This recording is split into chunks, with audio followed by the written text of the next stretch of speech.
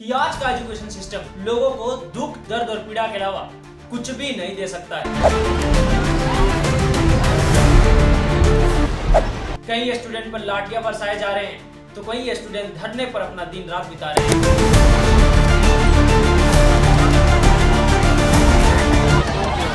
कहीं paper leak हो रहा है तो कई एग्जाम रद्द भी किए जा रहे हैं।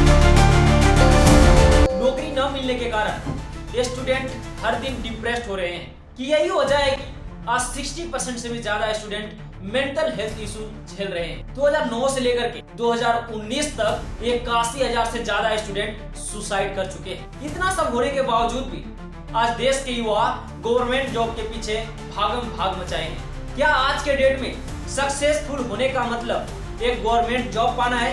जिसके पास गवर्नमेंट जॉब नहीं है, क्या उसका वैल्यू समाज में नहीं है? आखिर ऐसा है तो आधा से ज्यादा लोग जिसके पास रोजगार है वो भी खुश क्यों नहीं है? हमें दुनिया के अमीर इंसानों के बारे में बताए जाने के बजाय मोटी मोटी इतिहास, फिजिक्स, केमिस्ट्री, मैथ जैसे विषय क्यों पढ़ाया जाता है? क्या इससे लोग अमीर बनते हैं? क्या है ये एजुकेशन ट्रैप? तो आइए सब कुछ समझते हैं आज के इस वीडियो में बिल्कुल विस्तार से। टीवी देखते देखते पता ही नहीं चलेगा कि कितने नौजवानों की नौकरी की उम्र गुजर गई। फ्यूचर से इतना डरेगा तो क्या खाक जिएगा? These are India's young people who are supposed to fuel the country's economy.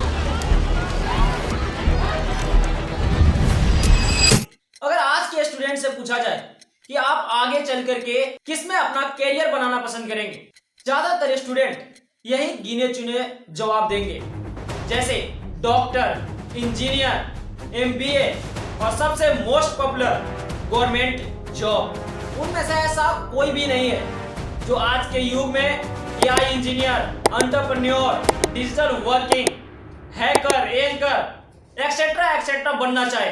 आखिर ऐसा कैसे हो सकता है कि लोगों की सोच नौकरी से उठ करके ज्यादा दूर तक नहीं जाती है, एक गवर्नमेंट जॉब पर ही अटक जाती है? What I have to do, if I have to move somewhere or start something or whatever it may be, I am not going to put my children into a system that doesn't understand the gifts and abilities I have just because they don't fit on the conveyor belt. तो इसका सीधा सीधा कारण है हमें शुरू से ही हमारा घर, गांव, मोहल्ला, यहाँ तक कि स्कूल में भी हमें ये नहीं सिखाया जाता है कि हम अमीर कैसे बन सकते हैं, बल्कि इसके बजाय हमें एक चीज बड़े जोरों शोर से सिखाई जाती है और वो है कि हमें नौकरी कैसे मिल सकती है, हमें नौकरी के लिए क्या क्या करना चाहिए, हमें क्या क्या पढ़ना चाहिए। ये सब पूरे विस्तार में समझाया जाता है। अच्छे मार्क्स लाने होंगे, तुम्हें तेज बनना होगा, सभी बुकों को सही से पढ़ना होगा। मतलब शुरू से ही हमें एक नौकर बनाने की ट्रेनिंग शुरू कर दी जाती है और हम उसी चीज पर फोकस करके हम अपना एक गोल सेट कर लेते हैं कि हमें पढ़ लिख करके एक आगे चल करके एक गवर्नमेंट जॉब करनी है। मानो जैसे हमारी सोच को ही सीमित कर दी जाती है। जब हम इसके अलावा कुछ सोच ही नहीं सकते तो जाहिर सी बात है कि हम कुछ कर भी नहीं सकते हैं और हम अपना पूरी ध्यान उसी गवर्नमेंट जॉब पे लगा देते हैं। समय बीतता जाता है, 10th करते हैं, 12th करते हैं, फिर ग्रेजुएशन भी कर लेते हैं। अब क्या, अब हमें लगने लगता है कि हम नौकरी के काबिल हो गए।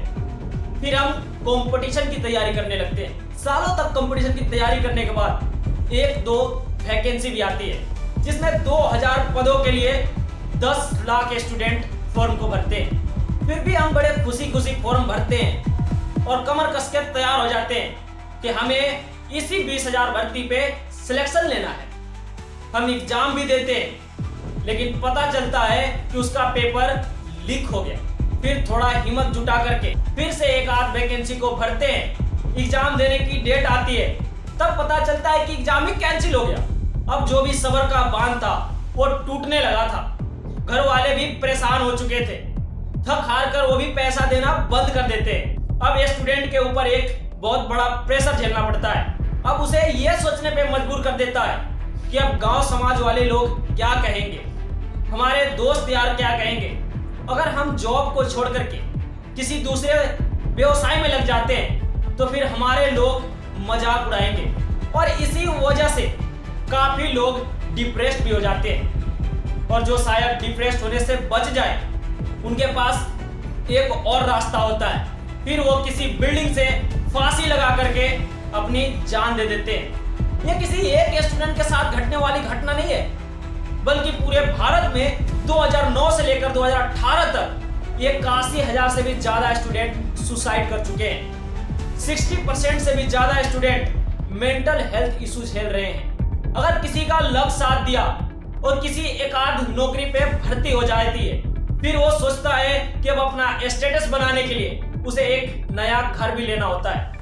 फिर वो घर लेता है, फिर ईएमआई पे गाड़ी लेता है, गाड़ी को चलाने के लिए पैसे चाहिए, घर को चलाने के लिए पैसे चाहिए, फिर ऊपर से वो बैंक से लोन भी ले लेता है। वो अनजाने में ही सही अपने आप को चारों तरह से कैद कर लेता है। अब जो लोगों को लग रहा था कि ये बहुत ही खुशी का जिंदगी जी रहा है, पूरी हैप्पी लाइफ एंजॉय कर रहा है, लेकिन उसके साथ कुछ और ही हो रहा था।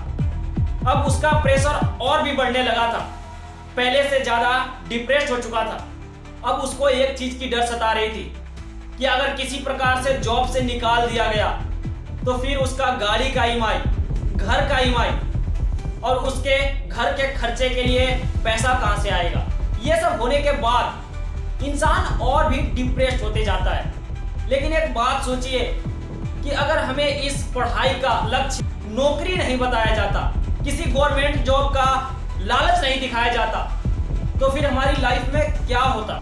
हमें इन मोटे मोटे किताबों की जगह उन अमीर इंसानों की सक्सेस की कहानियां पढ़ाई जाती, हमें खुद की स्टार्टअप लगाने के बारे में बताया जाता, ये बदलती दुनिया की टेक्नोलॉजी के बारे में सिखाया जाता, तो आज देश में इन बेरोजगारी की समस्या काफी हद तक कम होती।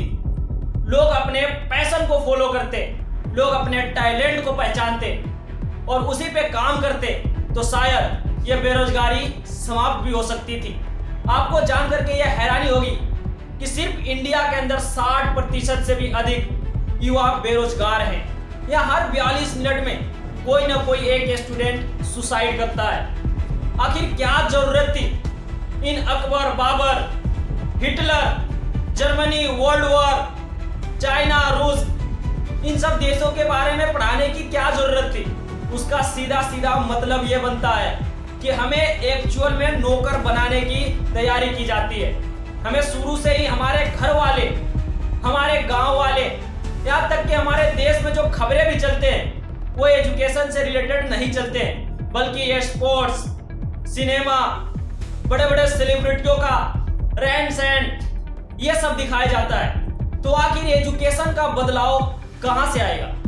आज भी हमारे देश के अंदर जो किताबें पढ़ाई जाती है उसमें से 80% से ज्यादा सिलेबस आज से 50 साल पहले की है। फिर उस दुनिया की पढ़ाई के जानकारी रखना किस बात का संकेत करता है। क्या उससे हमें पैसा मिलेगा? क्या हम अपने आप को सुधार सकते हैं? तो इसका सीधा सीधा जवाब है नहीं। ये एक एजुकेशन ट्रैप बन के रह चुका है। बड़े बड़े अमीर उद्योगपति यही कहते हैं कि एजुकेशन एक ट्रैप है, ये एक जाल है, और इसी जाल में पूरा यूथ फंसता जा रहा है। की हद पार हो रही है। घर वाले भी प्रेशर डाल रहे हैं कि जॉब करो, कहीं से भी पैसे लेके आओ। लेकिन यहाँ पर आपको सचेत रहना होगा। आपको अपने आने वाली पीढ़ियों के बारे में सोचना होगा, लोगों को जागरूक करना होगा, जिससे लोग इस एजुकेशन से बाहर निकल सके। इस एजुकेशन का लक्ष्य नौकरी ना बनाएं।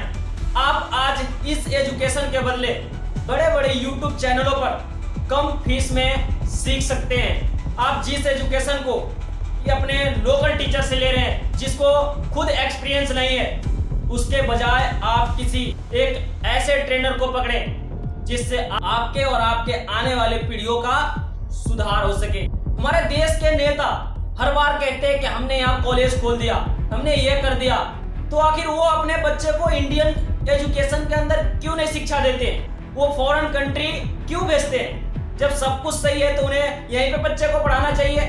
आपको सोचना चाहिए कि अगर 5 साल में सरकार बदल सकता है तो पिछले 50 सालों से ये जो चल रहा सब्जेक्ट, इसे क्यों नहीं बदलाया गया। आप इस दलदल का हिस्सा ना बने। इंसान का लक्ष्य सिर्फ एक नौकरी नहीं होना चाहिए, खुद का पैशन पे काम करना चाहिए, अपने टैलेंट को पहचानना चाहिए। जय हिंद।